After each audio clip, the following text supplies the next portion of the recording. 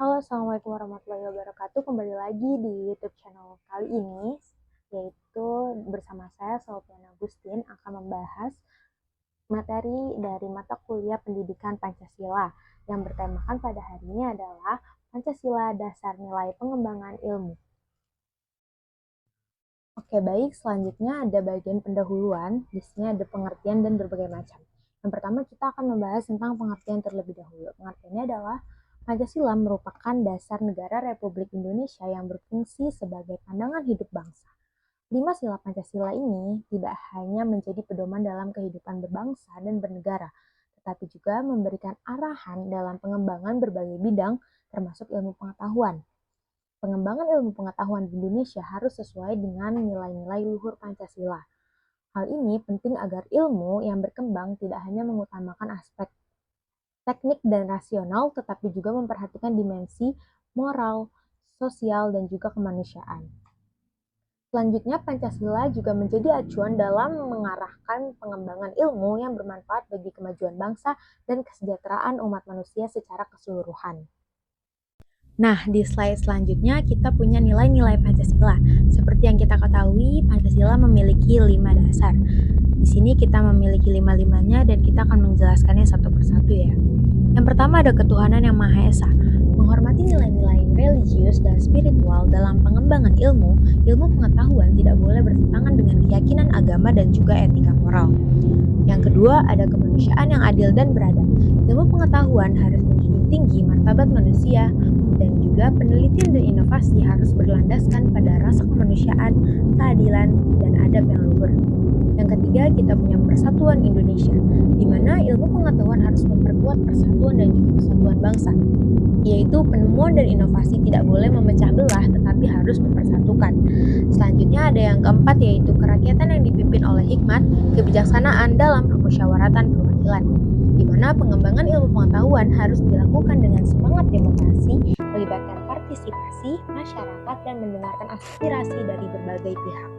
Yang kelima atau yang terakhir, kita punya keadilan sosial bagi seluruh rakyat Indonesia, di mana ilmu pengetahuan harus digunakan untuk mencapai keadilan sosial. Hasil dari seluruh inovasi dan juga teknologi harus memberikan manfaat yang merata bagi seluruh lapisan masyarakat tanpa adanya diskriminasi. Oke, next ke slide selanjutnya kita ada tantangan pengembangan ilmu di era modern. Seperti yang kita tahu di era modern ini sangat banyak tantangan ya. Kita harus banyak mengejar dan juga tetap mempergunakannya dengan baik. Di sini kita ada contoh beberapa tantangan pengembangan ilmu di era modern. Yang pertama ada dilema etis, di mana perkembangan ilmu dan teknologi menghadirkan tantangan moral seperti penyalahgunaan kecerdasan buatan atau AI, rekayasa genetik, dan juga privasi data. Yang kedua ada eksploitasi sumber daya, di mana inovasi teknologi yang tidak terkontrol dapat menyebabkan eksploitasi lingkungan dan sumber daya alam yang berlebihan.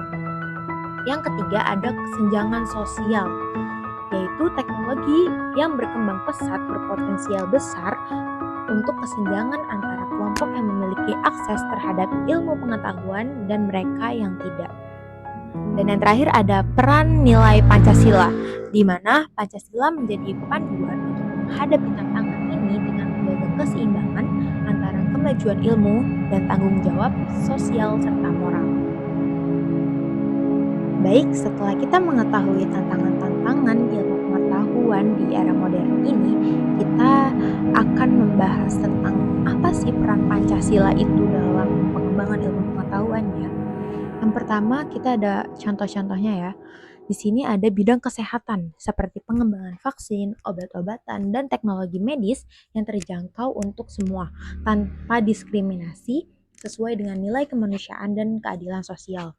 Yang kedua, kita ada dari bidang lingkungan, yaitu inovasi dalam energi terbarukan dan teknologi ramah lingkungan yang menjaga kelestarian alam, selaras dengan nilai persatuan dan tanggung jawab terhadap lingkungan. Yang ketiga ada di bidang pendidikan, yaitu pemanfaatan teknologi digital untuk pendidikan yang inklusif dan merata, menjembatani kesenjangan digital sesuai dengan nilai kerakyatan dan keadilan sosial. Dan yang terakhir ada contoh dari bidang teknologi sosial, yaitu pengembangan platform yang mendukung partisipasi masyarakat dan transparansi dalam pengambilan keputusan, mencerminkan nilai kerakyatan dan hikmat kebijaksanaan. Oke, sekarang kita sudah sampai di slide materi terakhir, yaitu bagian kesimpulan setelah kita sudah membahas tentang apa itu pengertian Pancasila tersendiri, lalu juga tadi ada nilai-nilai Pancasilanya kita bahas, lalu apa sih Pancasila yang dibilang sebagai dasar pengembangan ilmu dan juga manfaatnya di berbagai bidang. Nah, terakhir kita akan membacakan kesimpulannya ya, akan membahas kesimpulannya. Yang pertama ada Pancasila sebagai pedoman moral. Ini adalah hal yang paling inti, di mana Pancasila menyediakan landasan etis dan moral yang kuat dalam pengembangan ilmu pengetahuan, terutama di era modern yang penuh dengan tantangan etis. Yang kedua ada pengembangan ilmu yang berpihak pada kemanusiaan, di mana nilai-nilai Pancasila memastikan bahwa ilmu pengetahuan dan teknologi digunakan untuk kesejahteraan manusia, serta menjaga keadilan sosial dan melindungi lingkungan.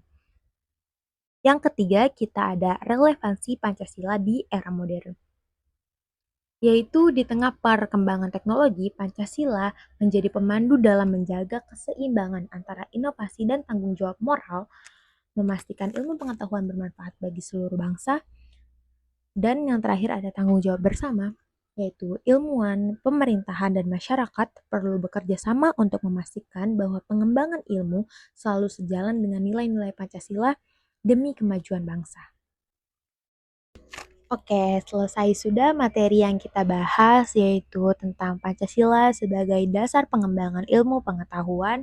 Sekian dari saya, Selviana Agustin. Mohon maaf apabila ada kesalahan kata. Dan terima kasih telah menonton sampai akhir. Sampai berjumpa lagi di video pembelajaran selanjutnya.